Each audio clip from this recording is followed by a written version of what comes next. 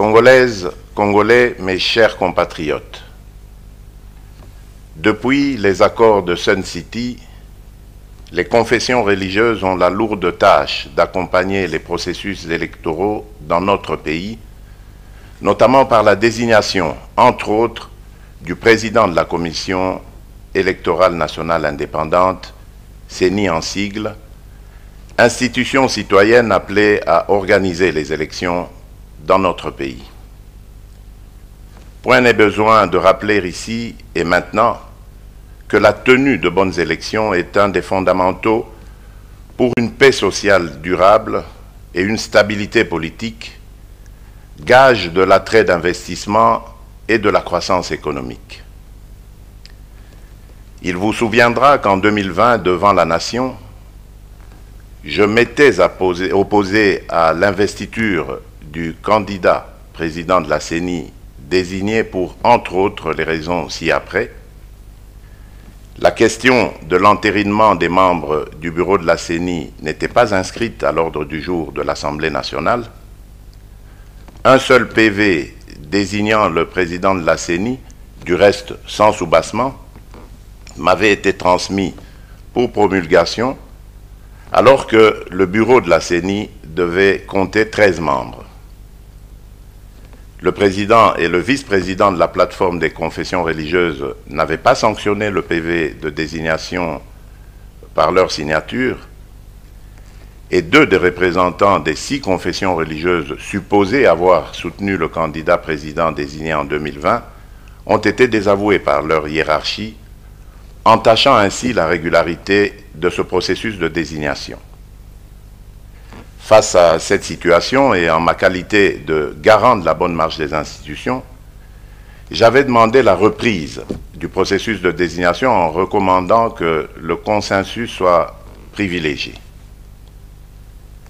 Aujourd'hui, je me réjouis donc que le processus de désignation des membres du bureau de la CENI de 2021 se soit déroulé de manière régulière, car en ce qui concerne notamment la désignation du président de la CENI, malgré le manque de consensus, une majorité claire s'est dégagée au profit d'un candidat, et ce conformément aux prescrits de la charte de la plateforme des confessions religieuses. De plus, non seulement l'entérinement des membres du bureau de la CENI a été régulièrement inscrit à l'ordre du jour de la plénière de l'Assemblée nationale, mais aussi 12 PV sur 15 attendus ont bien été reçus, examinés, entérinés par la Chambre basse. Ceci permettant ainsi au bureau d'atteindre le quorum requis pour pouvoir siéger valablement, ce qui n'était pas le cas en 2020.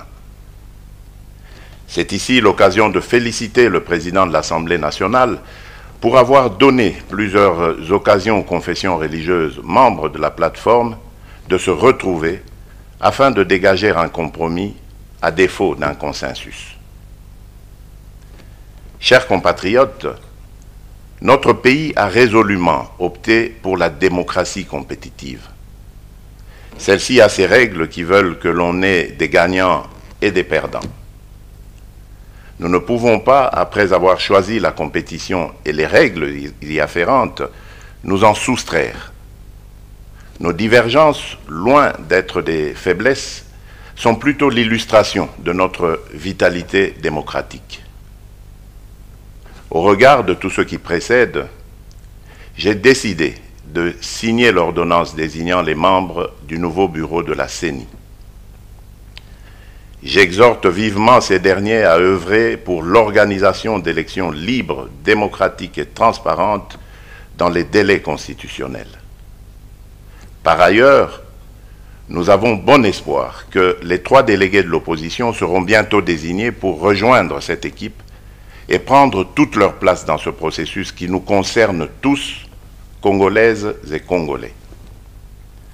Ainsi, j'invite d'ores et déjà les organisations nationales et la communauté internationale, à travers ces missions d'observation, à nous accompagner afin de garantir la tenue d'élections crédibles en 2023. Pour ma part, je compte désigner rapidement auprès de moi un responsable du suivi du bon déroulement du processus électoral. À présent que le décor est planté, j'exhorte toute la nation congolaise à se mobiliser et à s'approprier le processus en vue de la réussite des échéances électorales de 2023. Que Dieu bénisse la République démocratique du Congo. Je vous remercie.